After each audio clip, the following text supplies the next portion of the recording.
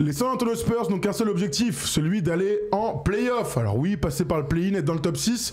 Que nenni, ce qui compte, c'est d'aller en play-off et découvrir pour la première fois la post-season pour Victor Wembanyama dans ce nouveau cycle à San Antonio. On va se poser plein de questions aujourd'hui, Erwan, autour de l'équipe. Parce qu'on vous concocte une deuxième vidéo centrée à 100% sur Victor qui sera diffusée ce week-end. Alors évidemment, on se prive pas de parler de Victor, hein, ça n'aurait aucun sens. Sinon, il est quand même la pierre angulaire. Voldemort, le mec de l'émission. On ne parle pas de l'émission, mais bien sûr... Oui, le grand, là, j'ai beaucoup d'attentes sur le grand. On va parler de San Antonio. Erwan, en un petit mot, avant que je fasse une petite annonce qui me tient à cœur, donne-moi ton pourcentage de hype là, quant à ce début de saison qui va débuter. En même temps, c'est la même chose pour les Spurs. Alors, à défaut de me faire traiter de fanatique et de basketix, 90%. J'espère. Je suis désolé, Victor, on l'a pas vu sur un terrain depuis maintenant beaucoup trop longtemps, plusieurs mois. Il y a quand même une équipe qui est en train d'évoluer. Il y a De'Aaron Fox où pareil, on a vu qu'un échantillon de lui avec le maillot des Spurs. Il y a une évolution, il y a des jeunes rookies qui ont été draftés aussi. Il y a un rookie de l'année qu'on a envie de voir confirmé. Il y a un nouveau coach qui a été installé cet été. Moi, je suis complètement hypé par ce début de saison des Spurs. Allez, un beau préambule de la part d'Erwan. Ça me permet de faire une petite parenthèse. Rendez-vous ce vendredi pour la première d'Offense sur la chaîne secondaire. Vous le savez, on est passé de FT Sport à Offense. Vous avez vu beaucoup de teasing sur les réseaux sociaux, les pires techs possibles. J'en ai vu des très drôles, notamment est-ce que Neymar n'est pas un surcoté, n'est pas surcoté depuis le début de sa carrière. Bref, ce genre de choses qu'on pourrait retrouver dans Offense dès ce vendredi. C'est l'épisode 1 et on va parler du meilleur sportif de tous les temps.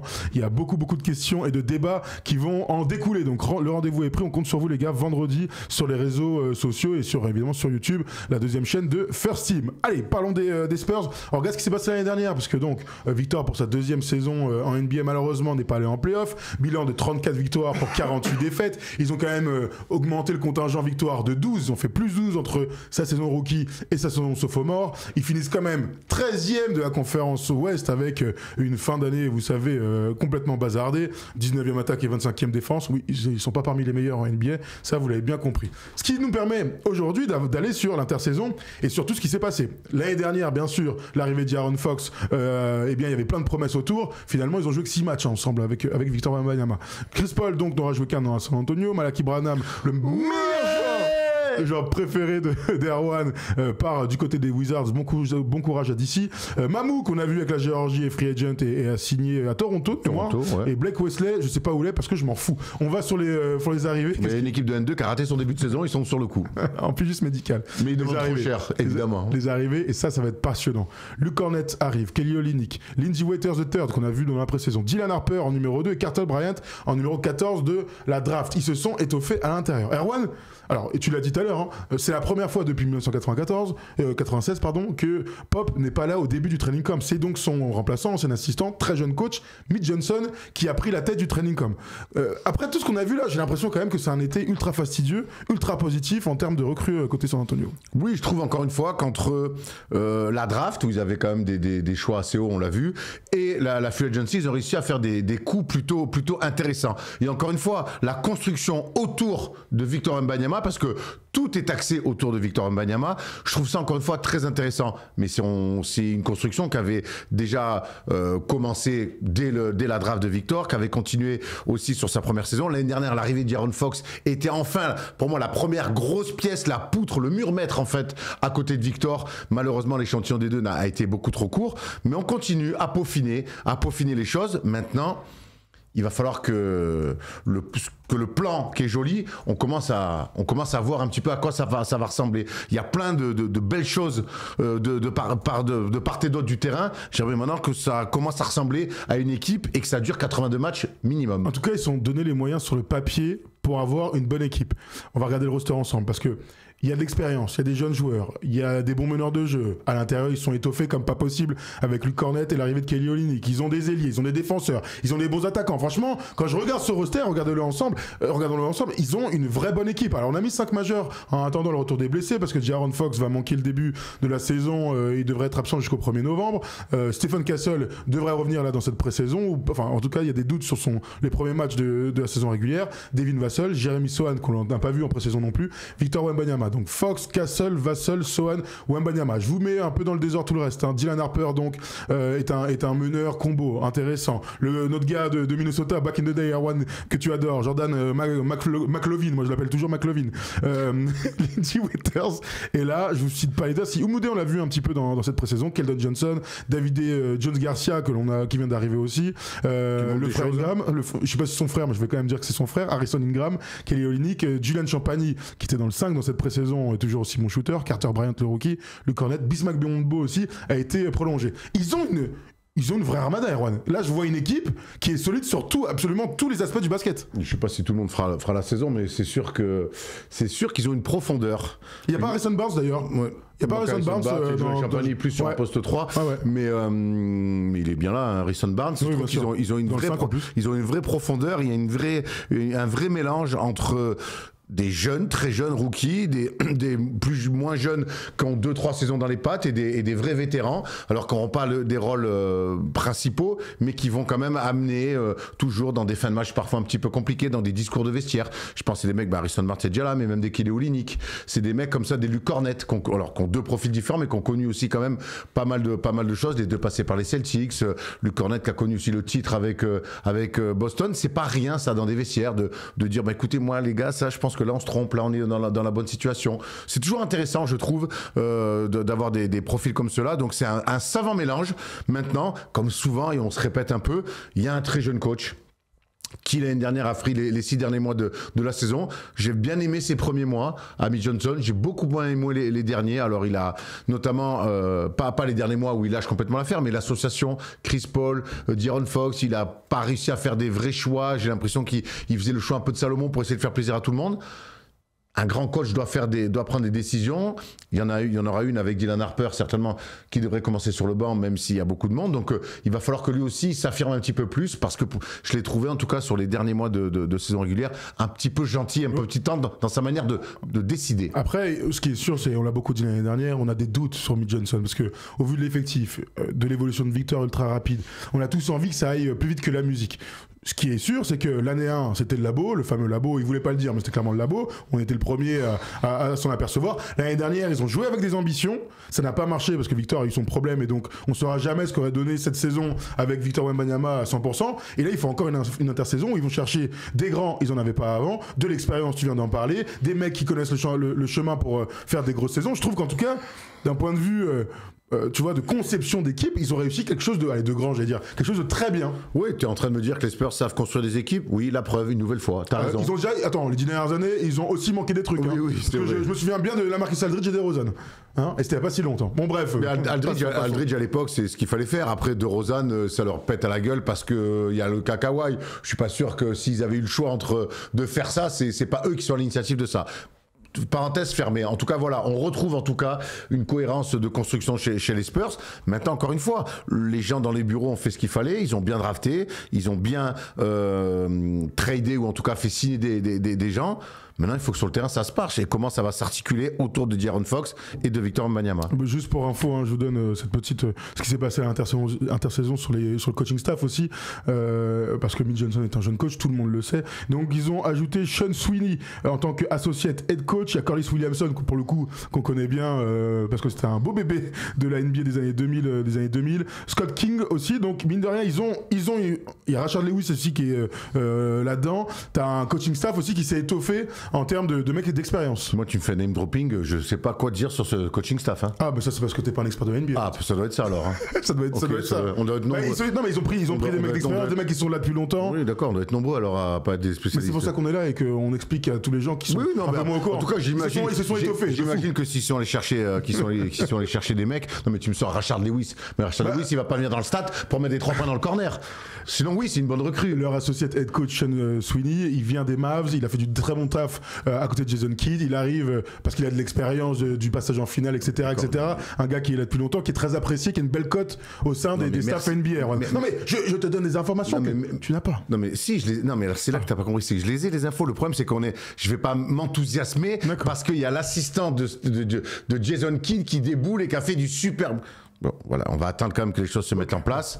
D'accord? Les assistants coach, ça reste aussi des assistants coach. Ça peut amener certaines choses. Ils sont pas allés chercher un ancien head coach qui devient un assistant coach qui va amener des choses. Pour moi, le taf de coach principal, c'est un truc unique à part. Donc maintenant, après, peut-être que ça va matcher, peut-être que ça va pas matcher. C'est particulier cette relation-là. Donc quand tu fais ce name dropping, je dis ok, on verra. D'accord. Ce qui est sûr, c'est que sur les dernières années de NBA, on a vu beaucoup de très jeunes coachs arriver en tant que head coach, faire du très bon travail. Franchement, il y a une espèce de nouvelle vague de nouveaux coachs. Et Mitch Johnson doit s'inscrire parmi les Joe Mazzulla, c'est le premier qui me vient en tête. Il y en a plein. Il doit s'inscrire dans cette affiliation. Ah, mais commencer ta carrière de head coach si jeune aux Spurs, mentoré par Popovic et avec Victor Wembanyama. Frérot, c'est une place en or. C'est le meilleur job du monde qui chope Pépère. Hein. Ou celui avec de la pression aussi, tu vois, on peut toujours t'es là ou t'es là. Ce qui est sûr, c'est qu'ils lui font confiance. J'espère, vraiment, on va souhaiter du fond du cœur que ce qui va se passer à San Antonio, ce soit pas ce qui s'est passé à Manchester United. C'est-à-dire un mec qui est là depuis toujours, qui a tout gagné, le Alex Ferguson bien sûr, avec une aura que tout le monde adore, etc. Et lorsqu'il faut faire la passation de pouvoir, même si c'est lui qui a choisi son suppléant, derrière, t'arrives jamais à trouver le bon filon. On va souhaiter vraiment, après autant d'années, qu'il se passe pas la même chose qu'à United. Bref, l'après Ferguson, je sais plus comment il s'appelait, l'Écossais qui avait pris aussi. Il avait pas Victor Wembanyama. Je pense que Victor Wembanyama change toute la narrative autour de l'après Popovic. Donc voilà, t'as ce qui doit être le meilleur joueur d'ici les prochaines années. On lui met pas de limite à Victor. On fera une autre vidéo où on parlera de sa pré-saison et de son travail cet été, mais. Bon voilà, au bout d'un moment, il a Victor, on va pas se plaindre non plus de dire je passe derrière Popovic, c'est trop dur. Non, ça aurait pu être le cas, mais il y a Victor. Donc en fait, cet argument pour moi il marche pas et cette analogie elle est pas bonne. Je regardais les entraîneurs parce que ton gars là dans les ordres là, il dit tellement de la merde ce matin.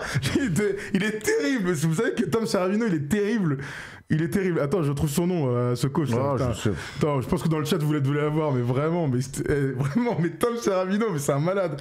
Attends, David Moyes. Moyes. Il me dit Solskjaer, frère, amateur. Il est terrible. David, il est venu, il est pas resté longtemps malheureusement. Bon bref, l'affiliation des Écossais a bien marché. Choisi par Ferguson. Hein. Tout à fait. Alors donc, continuons et revenons un petit peu sur le roster et sur ce qu'on a envie de voir en termes de jeu, parce que c'est aussi ça la question qu'on va se poser aujourd'hui. C'est comment vont-ils se qualifier en play-off si certains pensent qu'ils vont se qualifier. Il y a quand même deux joueurs qui sont censés être plus forts que les autres. Évidemment Victor, De'Aaron Fox, ils sont ultra complémentaires. On n'a rien vu de ce duo-là, mais on a beaucoup d'espoir. Il n'empêche qu'il va falloir construire une hiérarchie. Il y a beaucoup de mecs, alors il y a Victor bien sûr, mais il y a beaucoup de mecs autour qui vont devoir à un moment donné gagner des minutes ici ou là et se trouver des rôles finalement autour de ces deux stars. Mais je pense que ça va être un petit peu un filtre naturel, la hiérarchie. C'est que oui, Victor, De'Aaron Fox, très bien. Va falloir que ça aille vite, va falloir que ça aille de l'avant, forcément.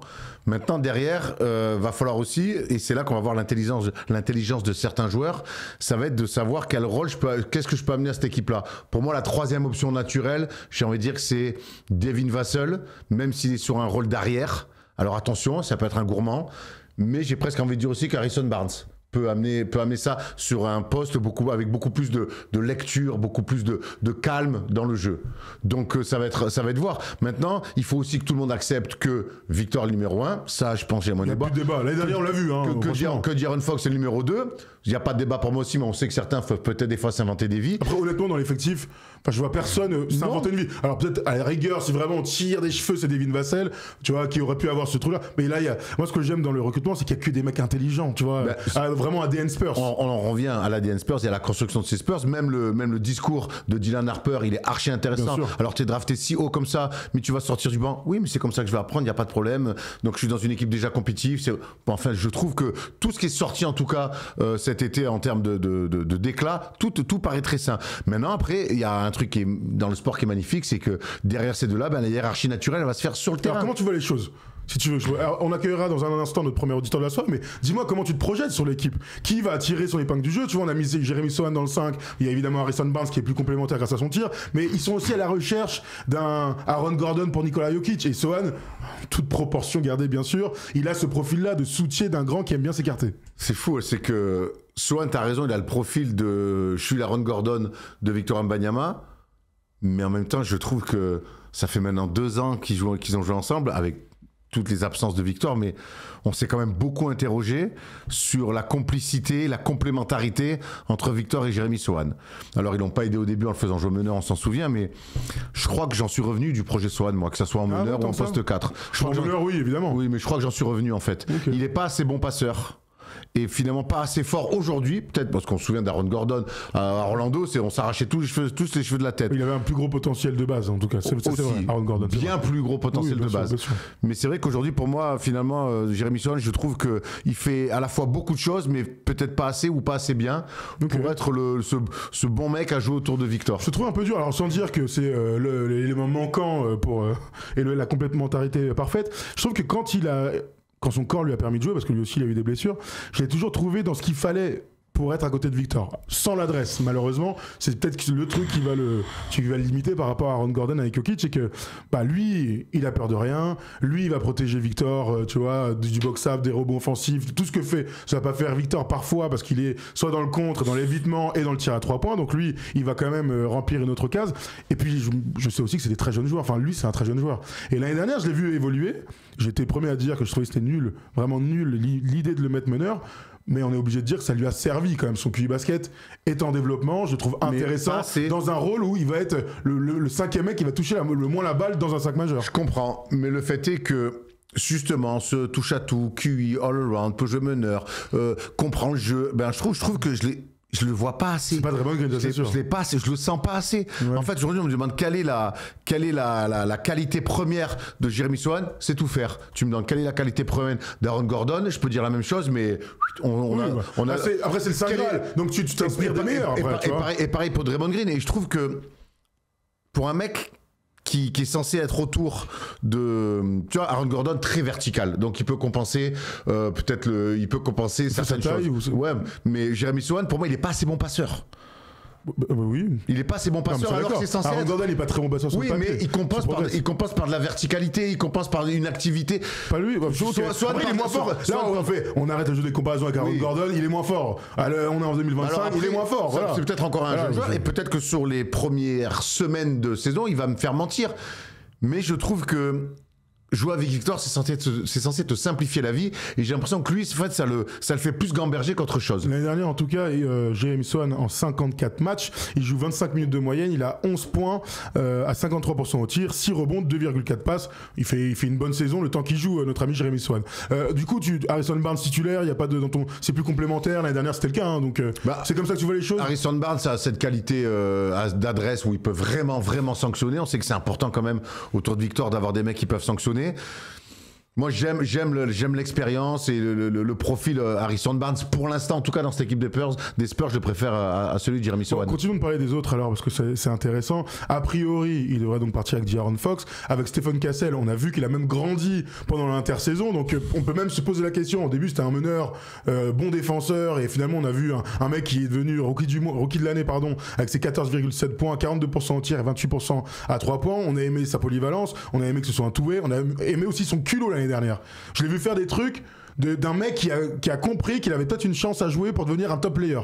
Voilà, exactement. Le mec a su montrer un petit peu avec le jeu des blessures que ok, je suis un très bon défenseur, ok, je peux jouer meneur, je peux jouer deuxième arrière, par contre je peux aussi mettre des cartons. Et c'est ce qu'on a vu faire à un moment donné, c'est qu'il a pris sa chance, on lui a donné un doigt, il a pris un avant-bras. Et ça, pour le coup, j'ai beaucoup aimé cette attitude. Et c'est un mec sur qui très vite j'ai pu me projeter en me disant ouais, toi, sur des futurs grands tours de playoff, si ça va maillotcher, sur des futures finales, t'es pas un mec qui va s'échapper, t'es un mec qui sera là des deux côtés du terrain. C'est un mec, quelque part, demain, tu le mets chez le Thunder, dans sa polyvalence et tout, et le Thunder est l'équipe championne en titre, et dans ce basket moderne de jeunes two-way, où personne ne triche en défense et en attaque, tout le monde est capable de marquer des paniers. Je trouve que c'est des joueurs aujourd'hui, en 2025, sur lesquels tu peux vraiment te construire, te dire toi, tu vas nous suivre jusqu'à là-haut. Il y a quand même un truc qui est marrant avec l'histoire de taille, c'est que bon, il est assez grand, hein, disons-le. Si vraiment il arrive à stabiliser les postes ailiers, donc de 2 à 3 sans jouer meneur quelque part, en laissant de l'espace à De'Aaron Fox, peut-être à Dylan Harper aussi dans un deuxième temps, ça peut arranger absolument tout le monde. Tu vois, il y a aussi ça qu'il faut prendre en ligne de compte. J'attends de voir Dylan Harper sur ce poste de meneur en NBA. C'est un grand meneur, mais qui a l'air d'avoir beaucoup de talent. Fils de Ron Harper, hein, qui a commencé deuxième arrière scoreur et qui a fini meneur de jeu avec les Bulls de Michael Jordan et les Lakers de Kobe et Shaq. Mais lui, il a un profil aussi pour être un peu plus meneur naturel, plus que Stephen Castle, je trouve. Stephen Castle, lui, il est beaucoup plus playmaker, voilà. disons-le. Stephen vraiment. Castle, pour moi, je peux jouer meneur, mais c'est pas ma qualité première. Donc c'est vrai que le fait qu'il grandisse, peut-être naturellement le pousser sur un poste exclusivement 2-3. 2-3, où du coup, ça va te laisser de la place pour un gars, et on vient de voir l'ancien joueur des Rodgers, là, hein, qui est un vrai playmaker. On a vu en pré-saison, ça vaut ce que ça vaut toujours, mais lorsqu'il est sur le terrain, l'équipe joue beaucoup mieux. On le voit avec sa papa de gauche, il est capable de dégainer, il a plein de petits moves, c'est un bon passeur, c'est un gars qui va avoir, il va falloir prendre le temps évidemment avec Dylan Harper, mais c'est aussi pour ça qu'ils n'ont pas trade ce choix numéro 2, c'est parce qu'ils ont eu une très très bonne impression de ce gars-là pour peut-être un jour être le titulaire du poste. Tu sais, il y a un monde où si tout se passe bien pour ces très jeunes prospects, où De'Aaron Fox il sera peut-être là en trop, tu vois ce que je veux dire? Vraiment, alors là je prends là c'est le conte de fées, là on est dans Disney, là, hein. On est dans Disney, je le reconnais. Mais Disney existe, est-ce que tu dis ça peut arriver? Ça arrivera, vieux Walt. Ça arrivera pas cette saison? Non, mais pas. J'ai dit non, attends, on a le temps, hein, dans 2-3 ans, 4 ans même si tu veux, on a le temps. Oui, bon ça on peut se projeter, mais j'espère que d'ici là c'est une équipe qui aura des ambitions de titre. Donc voilà, par contre apprendre aussi aux côtés de De'Aaron Fox, qui a l'air d'être plutôt un mec comme ça, qui emmène les jeunes avec lui, je sais pas, en tout cas je le sens comme ça. Il est chill. Ouais. Alors est-ce que c'est une bonne nouvelle? C'est une autre question, parce que l'année dernière moi son arrivée j'étais surpris en me disant attends il arrive en tant que Rosta. Là, il est un peu en mode chill. Il est vraiment très chill, le gars. Tu vois ce que je veux dire? Alors, il était content. Vous connaissez l'histoire avec sa famille, sa meuf qui vient de San Antonio. Il voulait vraiment. Et quoi qu'il arrive, quelque part, il fallait qu'il joue à San Antonio. Attention de pas trop être content d'être là. Alors, on les connaît. Là, on est là pour. On est là pour batailler. Hein. Alors, mais un des profils aussi qui va peut-être manquer dans cette équipe-là. Il a plongé pour 4 ans. Ça a l'air d'être une équipe de nice guys. Alors, tu me diras, les Spurs, ils ont gagné avec des nice guys toute leur carrière. Ils ont même viré un mec. Chaque fois qu'il y a eu des bad boys comme Stephen Jackson, ils ont jamais kiffé. C'est l'INSEP, en fait, le truc. Mais à voir. En tout cas, c'est vrai que tu me diras, ok, si ils ont gagné aussi avec des gars. Aujourd'hui, t'as plus besoin d'avoir des portiers ou des Charles Oakley pour gagner des matchs. Tu peux être un nice guy et quand même être dur sur le terrain. C'est ce qu'a montré OKC l'année dernière. C'est clairement que des gars sympas, une bonne ambiance. Une fois qu'on est sur le terrain, on est là pour cravacher, pour se taper dessus. Voilà, c'est notre sport qui est comme ça. Très excité par cette équipe-là qui est jeune, mais j'aime bien l'ajout des anciens un petit peu quand il va falloir aller maillotcher. Et puis je te dis, moi, le Harper, j'ai envie de le voir. J'ai envie de voir De'Aaron Fox développer un one-two punch avec Victor. Il y a plein de choses. Devin Vassell, son développement. Keldon Johnson, quelle place va avoir lui aussi quand même, qui depuis l'arrivée de Victor, du projet Victor aux Spurs, petit à petit, il était à 23 points il y a 3 ans le mec par match. Petit à petit, il recule dans la hiérarchie, dans ses stats, alors que c'est un mec qui garde une attitude irréprochable et qui reste un super joueur. Mais la hiérarchie naturelle, là pour le coup avec lui, le fait reculer de plus en plus. C'est leur 6e homme. Voilà, en tout cas dans leur projet aujourd'hui. Dans le meilleur des cas. Bah quand même, si non. Oui, qui d'autre de toute façon? Non, c'est leur 6e homme quand même. Après on verra Dylan Harper de ça et tout, mais. Dylan Harper c'est un rookie, on connaît ça. Là je veux dire, là dans le nouveau projet, il est sur le banc. Et quand il rentre, on sent que c'est un gars qui en a gros sur la patate. Il est là pour envoyer. Mais par contre, attitude irréprochable. Nice guy, encore une fois. Mais parce que t'es aux Spurs. À voir si ça dure. À voir si ça dure. Parce que le but, quand même, c'est d'aller en playoff. Mais pour que ça dure, pour que tout le monde accepte des réductions de rôle, de responsabilité comme ça, le seul truc pour accepter ça, c'est de gagner. Ah oui. C'est de gagner. Ah oui. Et tu me parles de style de jeu, on imagine que c'est une équipe qui va, pour moi, qui doit courir, parce que Victor est véloce et que De'Aaron Fox est l'un des joueurs les plus rapides de NBA. Et si on revoit le roster, il n'y a que des avions dans cette équipe-là. Donc il faut que ça galope de manière assez incroyable. Et puis derrière il faut que cette équipe-là valide un premier tour de playoff. Il est temps. Je dis play-in, grand minima, mais il faut aller en playoff. Il faut aller en playoff. Voilà, le play-in, ce sera bien. Comme toujours, qu'est-ce qui s'est passé, contre qui tu joues, blablabla. Ils doivent aller en playoff. Ils se sont donné les moyens pour aller en playoff. J'ai vu Simon qui disait petite hype aussi sur Carter Bryant, grosse hype même, hein, entre ses cannes de feu et pourquoi pas tes jeux à développer. Eh bien, c'est un gars qui aura peut-être son mot à dire dans quelques temps. T'as vu le secteur intérieur? Ça, c'est quand même un truc sur lequel ils ont été parfaits. Ils sont allés chercher des grands et des gars intelligents. Donc Kelly Olynyk et Luke Cornette prolonger Bismack Biyombo aussi pour être dans un autre profil. Franchement, le secteur intérieur, moi, il me fait kiffer de ouf. Derrière Victor, tu te souviens, on se disait mais il y a Son Père en fait. On a vu Zach Collins la première année, il manquait de viande, il manquait de gars intelligents, il manquait d'expérience même. Là, que ce soit à l'entraînement parce qu'à l'entraînement c'est toujours mieux de jouer contre des bons joueurs, et dans les matchs tout au long de la saison, franchement ils sont construits un vrai secteur intérieur. Non, mais ils sont très très solides, ils peuvent répondre à beaucoup de choses. Déjà avec Victor, ça te sécurise ce poste-là défensivement déjà, même si Kelly Olynyk maintenant joue quasiment que plus poste 5 que poste 4 avec le basket qui évolue, mais du cornet, et on l'a vu avec les Celtics, quand Porzingis était blessé, il a assuré.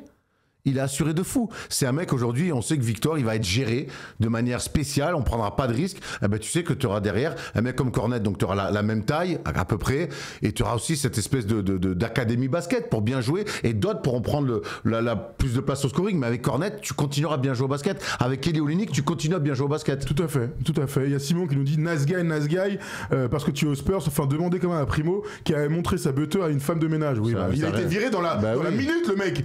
Il a été viré, il est resté combien de temps, Primo, là-bas? Attends, c'est quoi cet exemple? Donc Josh Primo, c'est lui qui incarne les Spurs, quoi. J'ai pas l'impression, sur les 20 dernières années. Primo et Popovic, l'amour fou pendant 20 ans. N'importe quoi. Avant d'accueillir Valentin, je vous propose de regarder des codes pour les Spurs, et ensuite Valentin va pouvoir parler avec nous et nous donner son avis, et surtout répondre à la question, est-ce qu'ils vont aller en play-off? Regardons ce que nous a ramené sur Winamax notre copain Tom Ciaravino. La qualif en play-off, Erwan, est cotée à 1,80. Sachez que moi dans mon classement, je les ai mis 9e, donc on en parle dans quelques instants pour se qualifier. 1,80, c'est pas très élevé, hein. Ils sont 8e sur Wina. Et le nombre de victoires, donc ils étaient à 34 l'année dernière, Wina les cote à 43,5, donc une saison à 43 victoires ou moins, ou une saison à 44 victoires ou plus. Comme toujours, vous nous rejoignez avec le code FT10 sur Winamax. Vous avez 10 euros supplémentaires sur votre premier dépôt, et votre premier pari remboursé jusqu'à 100 euros. Voilà, et évidemment on joue avec conscience. Bien sûr, on fait pas n'importe quoi, on compte sur vous, et c'est interdit quand on est mineur. Important. Est-ce qu'on peut accueillir Valentin, s'il vous plaît? Parce que ces codes vont nous aider à essayer de placer cette équipe des Spurs. On accueille qui? Valentin! Il est là, mon Val? Salut Val! Alors, c'est Spurs, premier tour ou pas? Bon, salut l'équipe, j'espère que vous allez bien. Ça va très bien, comme alors, tu peux si voir. tu te poses la question, mais pourquoi on parle comme ça? Erwan, pourquoi? Vas-y, Valentin. Non, ne faites pas, je pensais avoir l'habitude. La dernière fois, je suis venu pour Stéphane Cassel, j'ai eu la même entrée. Ah ouais, ben voilà. Non, mais parce qu'en fait, pour t'expliquer, on connaît un mec qui s'appelle Valentin, et c'est pas du tout Psy alors, hein, c'est un autre Valentin, et Valentin il parle un peu comme ça, donc Valentin, si tu nous regardes, Valentin, on adore les Valentins. Bref, voilà. Bon, alors tu vas commencer à tenter de répondre à cette question, est-ce qu'ils vont se qualifier en play-off après tout ce qu'on a dit, Valentin? Alors, effectivement, il y a beaucoup à dire sur les Spurs. Déjà, je vais commencer par répondre à la question, et après j'ai un peu étoffé. Pour moi, il y a une place à se faire, totalement. D'abord, peut-être en passant par du play-in. Effectivement, en regardant les cotes Winamax, j'étais assez d'accord. Dans 8-9e place, j'aurais bien un bilan de 45-35 dans ces eaux-là pour victoire-défaite. C'est pas 82, ça. Plus 10, plus 11... plus 10, plus 11 par rapport à l'année passée, comme ça a été aussi le cas cette année. Donc je serais content déjà si ça arrive là. Parce que clairement, avant ça, c'est vraiment une crise qu'on avait chez les Spurs. C'est-à-dire que ça fait 6 ans sans play-off. Donc depuis 2019, pas de play-off, ça fait mal. Il faut rappeler que c'est la période la plus longue sans play-off pour l'histoire des Spurs. Donc il serait temps de raccrocher un peu les wagons, quoi. Oui, non, mais de toute façon, c'est dans la logique des choses. Alors, cette période, elle s'explique. Hein. Il y a eu une reconstruction complète. Il y a eu des années noires. Ils ont mis pas mal de jeunes sur le terrain. Tout ça s'explique. Maintenant, le temps passe vite. On se souvient que la première année de Victor, on se dit oui, le laboratoire, on a l'impression que c'était hier. Mais en fait, là, Victor va attaquer sa 3e saison NBA. Et à un moment donné, il faut que ça se matérialise par quelque chose de collectif. On sait qu'il est en avance sur des millions de choses individuelles, super, et c'est que le début. Mais maintenant, il faut matérialiser les choses collectivement. C'est là aussi où on va attendre Victor. Il nous a énormément manqué avec l'équipe de France cet été. Il a arrêté sa saison, je crois, l'année dernière, fin février. Maintenant, je veux voir l'évolution de Victor. On la verra individuelle. Il paraît qu'il a bossé de manière assez incroyable cet été. Mais on voit déjà les prémices de résultats, physiquement déjà. On voit déjà sur les impacts. On voit aussi qu'il est beaucoup moins au large et beaucoup pour plus notre plus grand plaisir. Pour notre plus grand plaisir. Et surtout celui de ses coéquipiers et lui-même, je pense. Par contre, c'est vraiment un calvaire pour les défenseurs. Mais je veux que maintenant tout ça soit stampé par une vraie évolution collective qui doit être un premier tour de play-off. En fait, il y a l'envie de voir Victor en play-off et de se lever la nuit pour voir des matchs de play-off avec un Français, évidemment. Mais il y a aussi ce truc que la 3e saison, tu dois commencer à vivre ce genre de choses-là. Là, il faut que les briques playoff, elles commencent à arriver dans la maison Spurs.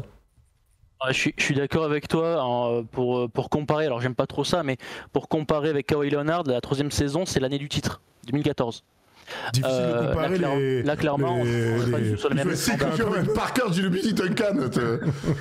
Justement, exactement, c'est ça là où je voulais amener, c'est que la structure de l'équipe est totalement différente.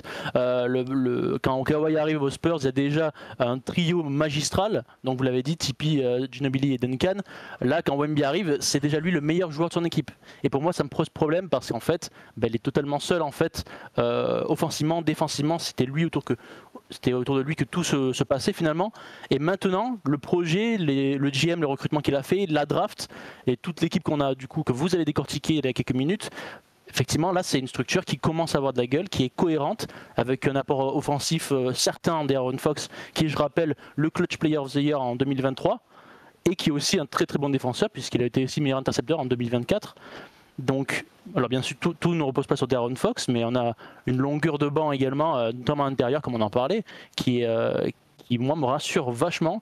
Et là, je me dis 2023, 2026, 2025, voilà, c'est une année qui va vraiment pouvoir être, dans un pivot pour l'ère Spurs Wemby. Là où il a raison, c'est par rapport à la profondeur, c'est que la profondeur, elle te sert à deux trucs: à être meilleur dans les matchs, dans chaque match, c'est-à-dire que quand Victor sera sur le banc, les gars qui vont entrer, on a vu leur nom, ils sont référencés, ils sont expérimentés, le niveau doit rester élevé en fait. Alors moins élevé quand il y a Victor sur le terrain, c'est logique. Mais ça te permet aussi, dans ces très très longues saisons, avec des joueurs qu'on a vu blessés ces dernières années, donc que ce soit Victor ou De'Aaron Fox, Vassell, tout le Sohan, ce qu'on a dit tout à l'heure, ça te permet aussi d'avoir des mecs de banc qui entrent dans le 5 majeur et qui continuent à faire gagner l'équipe, parce que le but c'est d'arriver au moins à 50% et d'être au moins en play-in, on est tous d'accord là-dessus. Donc elle sert à ça aussi, ta profondeur, à un moment donné. Oui, de toute façon la profondeur, Ilan, moi j'aimerais bien qu'on ramène un petit peu le débat sur quelque chose qu'on a très peu vu, et même l'échantillon qu'on a des deux, on n'a pas spécialement vu un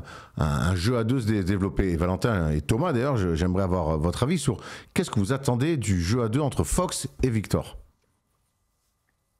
Je commence, tu commences? Vas-y. Ok, ça marche.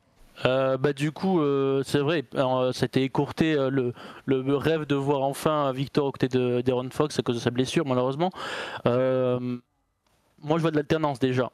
Déjà, l'alternance, en fait, on en parlait l'année dernière. Wemby, c'est lui qui attire toute la défense parce que la taille, le talent, tout.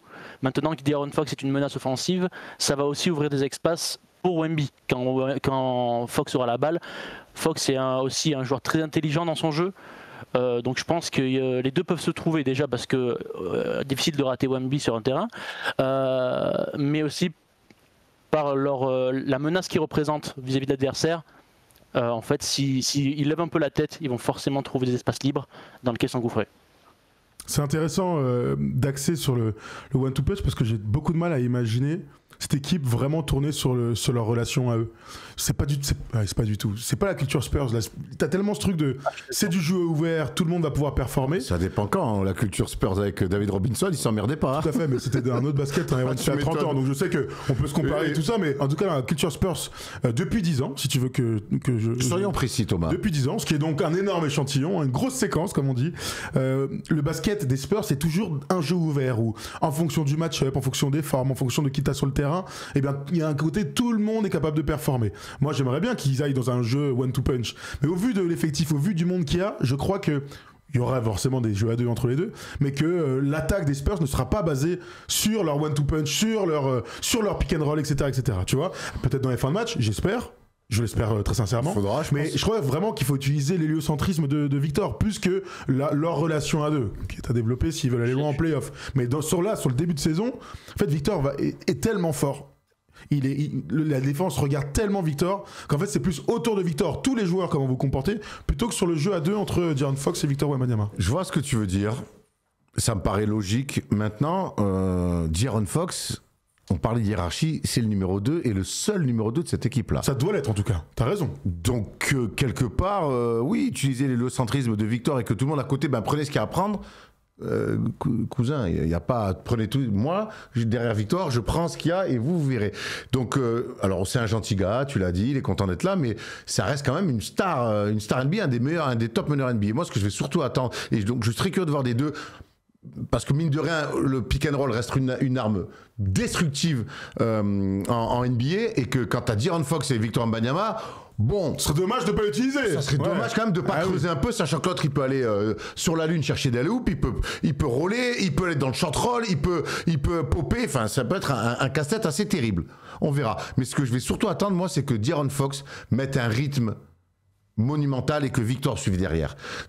Vraiment dans ce jeu-là, je veux que ça court, que ça galope. Évidemment que les mecs vont remplir les couloirs dans les ailes à chaque fois, mais sur cet axe panier-panier, je veux que ça soit vraiment chaque fois un casse-tête permanent pour les défenses dès que tu t'oublies 2 secondes sur le repli. Donc moi, c'est surtout ça que je vais attendre de De'Aaron Fox, c'est d'imposer un rythme, un pace complètement fou par rapport à ce que Victor a pu connaître avant, et l'autre, que ça soit sur des trailers ou alors sur de la course, sur de la première intention, qui fasse très très mal aux défenses là-dessus. Alors plusieurs petites infos par rapport à ce qu'on est en train de dire. L'année dernière, alors évidemment De'Aaron Fox il est arrivé en cours de route, donc ça biaise un petit peu tout, mais je vous donne quand même les stats des mecs, parce que la marque était ultra partagée. Devin Vassell était à 16 points, Castle à 14-7, Keldon Johnson à 12, Harrison Barnes à 12, Jeremy Sohan à 11. Tu vois, t'as beaucoup de mecs à faire grailler, qui ont une existence depuis quelques saisons, ou un échantillon plus court, mais des mecs qui sont référencés. Donc c'est pour ça que, évidemment, il faut qu'ils jouent tous les deux. Mais au vu du nombre de mecs qui doivent à un moment donné s'éclater dans le jeu des Spurs, j'ai du mal à imaginer un De'Aaron Fox, tu vois, vraiment, admettons que Victor, on fera la prévision ce week-end, hein, mais Victor soit à plus de 25 points, que De'Aaron Fox soit à 21-22 points. Tu vois ce que je veux dire? Je pense qu'il sera à 16-17. J'aimerais que son nombre de passes, par contre, augmente, tu vois, presque à 10, pour que ça montre qu'il ait un énorme impact sur le jeu, sans forcément être un très gros scoreur. Mais encore une fois, les chiffres... ça traduit une manière de jouer. Ça peut traduire aussi. Moi, je veux surtout qu'il ait beaucoup plus le ballon dans les mains que d'autres. C'est ça qui va m'intéresser. Donc tu veux qu'il y ait un écart. Les stats traduisent quand même une manière de jouer. C'est pour ça. Donc toi, tu préférais, là, si on avance, tu préférais avoir un De'Aaron Fox en 20 et 10, je grossis le trait, plutôt que... Non, j'abuse. Allez, en 20 et 7, on va dire, plutôt qu'en 17-16, mais 10 passes. Mais alors, encore une fois, sur le papier, évidemment qu'on a envie que tout soit partagé. Tu peux aimer qu'ils aient 20 et 20. Tu peux dire 25 et 25. T'as le droit. Hein. J'y arrive. T'as le droit. Sur le papier, évidemment qu'on a toujours envie que tout le monde ait à manger, qu'on donne à boire à tout le monde, qu'un mec soit pas à 20, mais plutôt à 16, mais plus de passes. Très bien. Mais la réalité, parfois, elle est un peu autre. Et je vais me calquer un petit peu sur ce qui se passe côté du Thunder, où ils ont un MVP, ils ont un mec à 33 points par match, et quelque part, derrière, il y a Jalen Williams, il y a Chet Holmgren. Et puis derrière, les mecs, certains soirs, un autre prend, un autre prend pas. Mais c'est comme ça que ça doit être. Au bout d'un moment, j'ai pas envie non plus que De'Aaron Fox se retrouve à partager un coup avec Vassell, même si ça va être l'option numéro 3, un coup un peu avec Champagny parce que c'est un bon soir. Je crois quand même que si tu veux aller très haut, il faut s'appuyer sur une hiérarchie quand même assez établie, et pas juste dire c'est le soir de qui. Voilà, ça j'ai un peu plus de mal à y croire, et c'est jamais simple. Évidemment que dans le basket moderne, quand tu as un danger, quand les 5 mecs qui sont sur le parquet peuvent tous marquer 15 points dans la soirée, ça rend les choses compliquées. Mais en fait, quand on se penche sur la question, c'est sur une saison entière, c'est rarement le cas. Ok, vous nous dites si vous êtes d'accord avec Erwan, ce qu'il vient de dire. Je vous donne une petite info. Valentin, vas-y. Je vous donne une petite info. Je suis d'accord avec Erwan parce qu'effectivement, moi je vois, après avoir comment se déroule la saison évidemment, hein, mais je vois moins de scoring pour Vassell, qui irait du coup plutôt à De'Aaron Fox dans sa manière de jouer en fait. Il a joué aussi avec Sabonis, alors bien sûr prend un moins gros volume de shoot que Wembanyama, mais pourtant ça ne l'a pas empêché, on va dire, de taper des perfs à 25 points de moyenne de saison. Donc pour moi, je pense que ça va être effectivement, mis à part des éclats, Vassell qui va un peu... pas péricliter, mais qui va perdre un peu de shoot, de possibilités, que De'Aaron Fox qui va plutôt essayer d'élargir un petit peu plus son jeu sur les ailes, etc. Ouais, moi je Ce qui vois est sûr, quand là où même, t'as raison. un De'Aaron Fox bien présent. Ce qui est sûr, là où tu as entièrement raison, c'est que forcément, si tu prends quelque part, et déjà c'est Victor qui va prendre parce qu'on attend à des moyennes de points très élevées, donc forcément, il y en a qui vont, qui vont payer le prix entre guillemets. Et c'est vrai qu'on pense forcément à David Vassell. Moi, j'ai beaucoup de mal à me projeter sur sa saison. J'ai beaucoup de mal parce que à Devin Vassell, pour plusieurs choses. Déjà l'année dernière, il est entré dans son gros contrat, donc il est à 29 millions l'année dernière. Il va gagner 27 millions jusqu'à 2028-2029. Donc voilà. L'année dernière, il a 16 points par match. Je vous rappelle que la saison précédente était à 19, celle d'avant à 18. Donc il s'est installé comme le deuxième meilleur joueur de l'équipe. Là aujourd'hui, il est plus le deuxième meilleur joueur de l'équipe. Et comme c'est un profil de scoreur, qui est pas très bon rebondeur, pas excellent passeur, je suis curieux de voir dans quel, alors peut-être pas l'état d'esprit parce qu'il est irréprochable, mais dans quel état il va être quand il va avoir moins de ballons, si on va dans le sens de De'Aaron Fox, c'est vraiment l'option numéro 2. Ça serait pas le premier très bon joueur à se retrouver dans un projet où on lui donne un rôle trop petit pour lui et que ça se passe mal. Ça serait pas le premier mec comme ça. Donc ça va être à voir, et t'as raison d'aller sur le profil de scoreur, et tous les profils de scoreurs qui sont unidimensionnels là-dessus. Eh ben, derrière, tu as un mec comme Stephen Castle, par exemple, qui est un peu plus complet. Donc, qui peut être. Donc, en fait, c'est pour ça que ça va être dans tout l'objectif collectif des Spurs de se dire c'est le premier tour des playoffs cette année. Va aussi quand même y avoir, je répète ce que j'ai dit tout à l'heure, un filtre naturel par rapport à des profils, à des envies, à l'acceptation ou pas de certains rôles. Et tout ça, ça sera évidemment géré indirectement par Victor, par le joueur qu'il est. Et cette année, ça va être aussi, va falloir continuer à apprendre et à tirer des leçons de qui fit le mieux avec Victor, tout en ayant un objectif collectif, c'est d'aller en play-off. Dernière info avant que vous me disiez si vous pensez que les Spurs vont aller en play-off, c'est Mexican Sausage qui nous disait ça sur Twitch. L'année prochaine, Wemby va être éligible au contrat max, qu'on imagine à plusieurs centaines de millions de dollars, et ça va tout changer. Il pourrait y avoir un gros coup de ménage. Ça tombe bien parce que je vous donne le payroll des Spurs sur les prochaines années. Donc De'Aaron Fox est là et il a prolongé et il va gagner 61 millions de dollars pour la saison 2029-2030. Donc il est sur contrat pendant 5 ans. Devin Vassell, je le disais tout à l'heure, 27 millions de dollars jusqu'à 2028-2029. Harrison Barnes, c'est en fin de contrat l'année prochaine, l'été prochain à 19 millions. Keldon Johnson, 17,5 l'année prochaine. Kelly Olynyk, il est à 13. Victor donc va rentrer dans un contrat monstrueux. Diane Harper, en tant que numéro 2 de draft, il va peser 12, 13, 17 millions dans les trucs. Mais ouais, c'est fou. Hein. C'est fou. Là, Victor, il a 16 millions l'année prochaine. Quand il est drafté en 2010, c'était 5 millions. Bah ouais. Mais en même temps, c'est un pourcentage du salary cap. Luc Cornet a signé pour 11 millions, c'est dégressif. Il a 9 millions en 2028-2029. Bref, il y a Jérémy Sohan qui est en fin de contrat à la fin de la saison. Il va y avoir à un moment donné, obligatoirement, des choix faits. Hein. Et peut-être même des choix et des changements dès cette saison. Dès cette saison, en cours de saison, pourquoi pas. C'est des choses qu'on pourra voir ensemble. Tu vois, franchement, ça fait plusieurs équipes, on se dit, ça peut bouger cette année. Ouais. Et je vois, tu vois, déjà, je vois même des équipes, plusieurs équipes dont on a dit ça, qui peuvent faire des échanges entre eux. Les Spurs, en tout cas, ils ont du matos, des choix de draft, du matos, tout ce que tu veux pour monter un trade, pour aller chercher un mec beaucoup plus fort et plus complémentaire, s'ils le souhaitent. Ça, c'est sûr, tu as entièrement raison. Bon, on arrive à la question. Je vous l'ai posée tout à l'heure sur Twitch et sur YouTube. Sachez que sur YouTube, les Spurs vont-ils aller en play-off? Vous êtes à non, à oui, à 81%. À oui, à 81%. Valentin, est-ce qu'ils vont en play-off? Ils passent par le play-in, ils sont le top 6, on s'en fiche. Est-ce qu'ils vont en play-off? Ils vont en play-off. Très bien. Alors, je te pose la question, play-in ou pas play-in? Play-in. Pour moi, play-in. Il y a 2 places à aller chercher. Erwan? Premier tour de play-off et par le play-in. Ok, très bien. Donc Erwan dit ça. Moi, je regarde mon petit classement que j'ai mis là. Ils sont dans le play-in pour moi avec. Il y a les Grizzlies, les Mavs, je les vois limite border pour se faire sortir. Il y aura les Blazers et les Suns. Je sais pas quoi trop en penser, mais en tout cas, il y a de 8 à 12 là. Voilà à peu près dans quel truc j'imagine. Je crois qu'ils vont aller en play-in, ils vont pas se qualifier en play-off, ce qui serait une brave petite catastrophe. Parce que là, tu joues des matchs couperés et tu perds. Non, moi je vois Victor être trop fort dans les matchs comme ça. Ça, c'est le souhait, bien sûr. T'as dit quoi, pardon? J'ai une question pour vous. Vas-y. J'ai une question pour vous, justement. C'est très intéressant, la match couperé play-in. Dernière action, on donne la balle à qui? Wemby ou De'Aaron Fox? Moi, je pense que ce sont les arrières qui font les décisions. dans les fins de match. Donc j'ai envie de te dire De'Aaron Fox. Maintenant, Victor est tellement en norme. Jusqu'à quand? Jusqu'à ce qu'un mec me prouve le contraire. Voilà. Donc évidemment, il y a plein de grands qui ont été ultra clutch, Dirk, etc.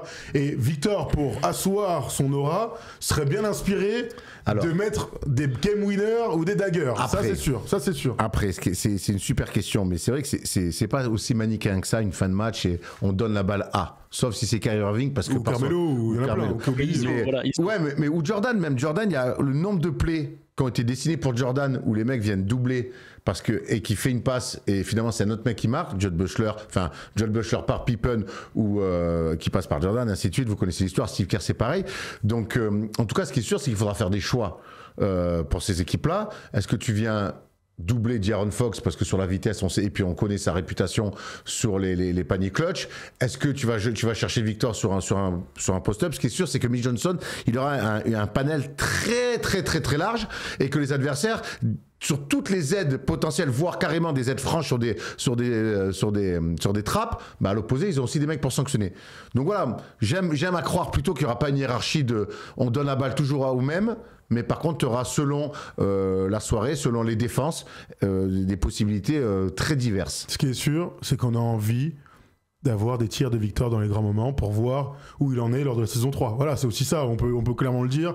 Moi, je veux voir Victor sur des faits de wedge, je veux voir Victor dans le mid-range, je veux voir prendre ces tirs-là, parce que j'ai aucune crainte sur le fait qu'au vu de son talent et de son calme dans les bons instants, il sera capable de performer. En 2 saisons, il nous a fait plein de choses. Match à 40, des triples doubles, 50 des comptes, meilleur contre de la ligue. Il y a eu quelques moments un peu clutch. Mais pas assez.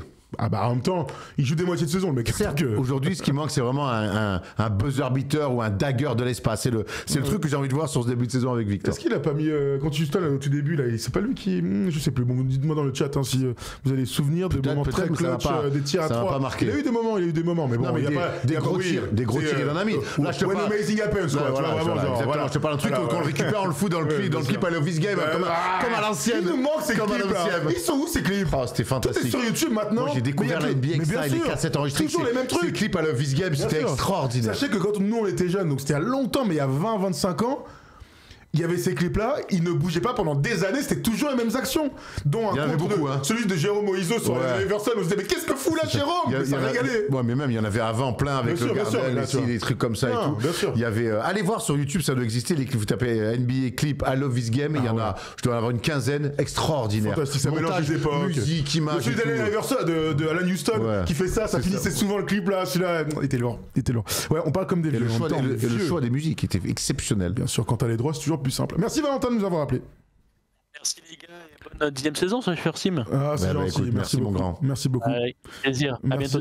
Merci à toi Valentin. Pour finir cette vidéo, je suis obligé quand même de vous dire la grosse rumeur du jour. Si une équipe est prioritaire parmi les contenders pour recevoir Giannis, les Spurs sont tout ce qu'il faut en magasin pour monter un énorme trade.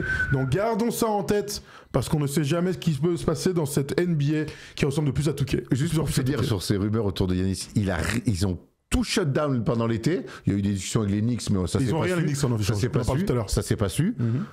Et là, d'un coup, la saison commence dans 2 semaines et ça s'excite. C'est incroyable. Il vient de faire signer son frère aux Bucks.